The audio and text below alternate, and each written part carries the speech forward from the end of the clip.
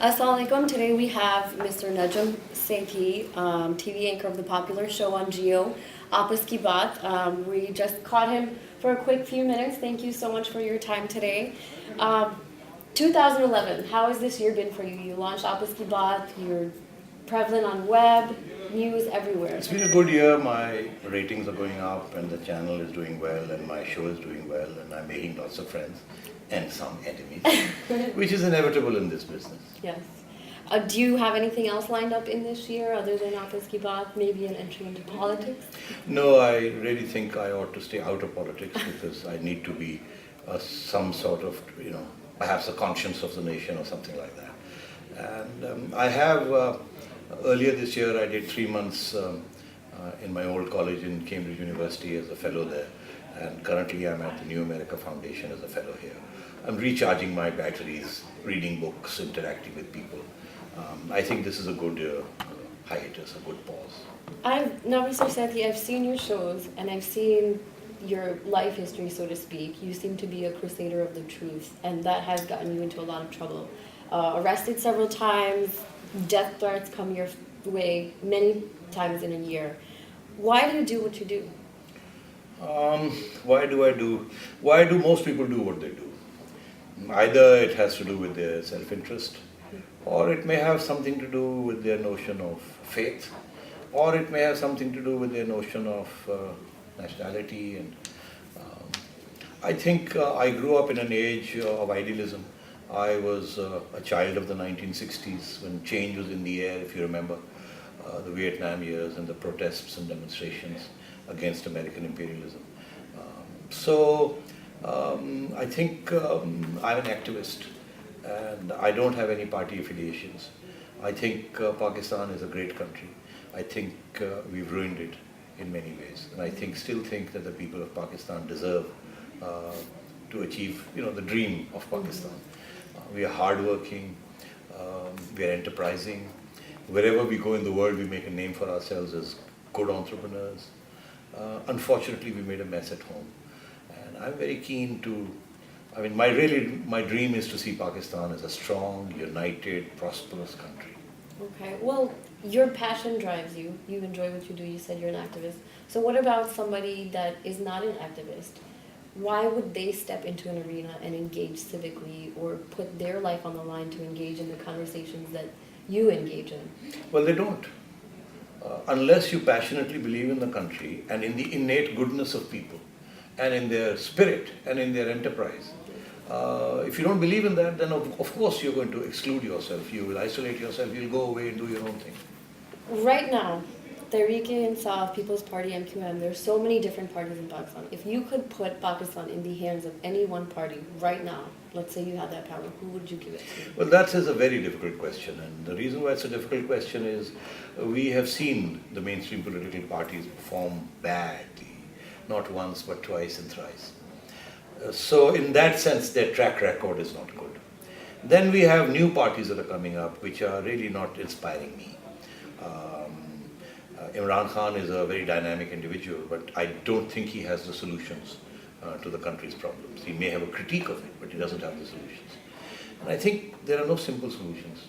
It's a complex country and we need a complex way of dealing with it. But now most of these parties, they're all starting educational institutions, they're starting trust funds, they're investing in the development of Pakistan. So if they all have this similar end goal, why are they so divided into these different organizations?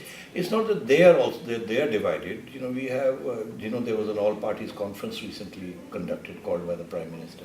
There were 60-odd parties and groups that were represented there. Many of them were not even in Parliament.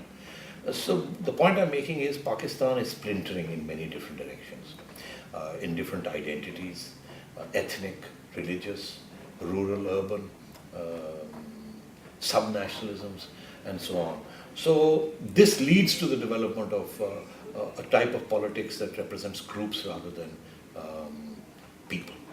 Do you think with all the youth you discussed coming out into the voting age, that obviously had an effect in the US when they came out and they supported Obama? Do you see a change, that demographic change affecting Pakistan and who they will pick as a political leader? Demographic change has affected Pakistan and is going to affect Pakistan. There are two dimensions to it. Demographic change in Karachi, for example, has created more conflict because one of the dominant parties of Karachi is refusing to accept the demographic change that has taken place there. For example, the influx of the Pashtuns. The MQM refuses to give them due credit for representation. Similarly, the youth. As I said, 30 million new voters are being enrolled. Most of them are young people. A lot of these are urban young people who are conscious and want change. And so democracy is going to play a major role. Having said that, whether it will play a decisive role, say in the next election, that I can't say. It may end up creating more waves and more splintering the vote bank even further away from the two mainstream parties into smaller parties. But in the long term, demographic change, provided it is followed up with representation to take account of that, is a good thing. You touched youth, which is a huge issue. I was at a Ramadan iftar this past Ramadan, and I want to read a quote that a family friend's daughter said. She said, "I hate Pakistan. My trip there was miserable, and if I wasn't doing my wedding shopping, I would have no reason to go. I'll never go back." Why are the youth overseas so disconnected with their home country, with where their parents were raised, with where they were taken on family vacations? Well, I think there are several reasons for this. Partly it has to do with the way the second generation migrant has come up. Their parents have found it difficult to assimilate or integrate. They've kept to themselves. But their children have been educated here, so they've imbibed dimensions of another culture. The problem is that when you send these children back home with instructions that they have to reintegrate into that society, they find it difficult to do so because it's two different worlds. The parents are clinging on to an old world. They are not entering the new world. The children only have access to a new world. They don't want to go back to the old world left by their parents. And I think this is what is creating the bridge. And it's creating a lot of problems and tensions within the nucleus family of the Pakistani American in America, for example. Yeah. Now, the US is investing heavily in math and sciences. This is an area where Pakistan has been on the front running end, always graduating the best and the brightest. So why are so many Pakistanis from Pakistan sending their kids overseas for an education? I think this, first of all, I'll say that the good news is that no matter how conservative you are in Pakistan, you still want your children to be educated, number one. Right. So there is a premium on education, which perhaps dates back to the realization that the Hindus in India created space for themselves under colonialism because they acquired education. And this is the Sir Syed Ahmad Khan legacy. So the Muslims are keen to educate their kids. The second thing is that even girls who are going to who get educated and then are married off and basically do not enter the work stream, parents will still educate the female children. So this is the good news. The bad news is that our education system is in such a shambles. It's not job oriented. It's not without a very solid and, in my view, negative ideological content, which is not inimical. It is inimical to the development of a professional ethic or the work ethic. Education systems should be non-ideological, especially secular education systems work better in broadly secular societies. We may be a non-secular society, but the world, by and large, with whom we trade and aid, with whom we have interrelations, is a secular world. And that is the more predominant world. So therefore, if our education was more secular, which is to say, not that it is irreligious, secularism should not mean lack of religion. It should simply mean no preference in your viewpoint in terms of science and technology, especially, which has an overlay of religion in it. So I think one of the reasons why when we bring faith into our education system, we create difficulties for ourselves in terms of our ability to integrate and work with and trade with and do business with the rest of the world. Arab Spring, a very hot political issue. A lot of people claim that it's been highly influenced by social media. Do you foresee such a revolution happening in Pakistan, in Southeast Asia, via social media? And if not, something as large of a scale, something similar? Social media is the media of the future. There's no two ways about it. Television was the new media, but now social media is going to be far more powerful than even television because of the communication, the telephone and the internet. The impact of social media was first evidenced in Pakistan during the restoration of the judiciary movement. That was the first time young middle class people came and started tweeting and started talking on the internet and on the international waves. That was a huge thing. Now, social media is becoming very big in Pakistan. Even election campaigns are being run on social media because, as I said, more and more young people are coming into the voting age.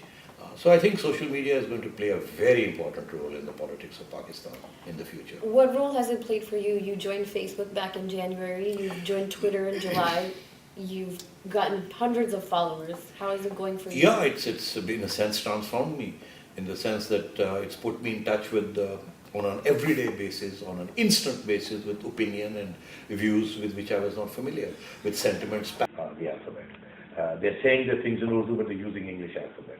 This is a profound new change that is taking place, which enables the lower middle class, which does not have access to English. It allows them to enter the social media stream and communicate with people, even though they don't know any English. I think it's a great class opener. What do you enjoy more about traditional journalism that lacks in today's digital world? Well, traditionally journalists tended to be circumspect and very wise and refrained from hurling allegations. Everything was very considered. That was the way we were brought up, that it's a huge responsibility, almost like a mission. Today's journalism, it's not a responsibility or a mission, certainly in our part of the world. It's a new media, which means a lot of extremism, a lot of the pendulum going this way, irresponsibility, sensationalism, lies, hypocrisy, all that is there. But I think that's part of the process of growing up. Maybe 10 years from now, this media will be a much more responsible media. Today, this media is both part of the problem and part of the solution. Tomorrow, it will be part of the solution. All right, well, there we have it. Did it cut off? We have internationally acclaimed journalist, editor, political analyst, TV anchor. You can catch Mr. Najam Sethi on OPEN D.C on GeoTV. Follow him on Twitter or like his Facebook page, OPEN D.C online. Thank you so much.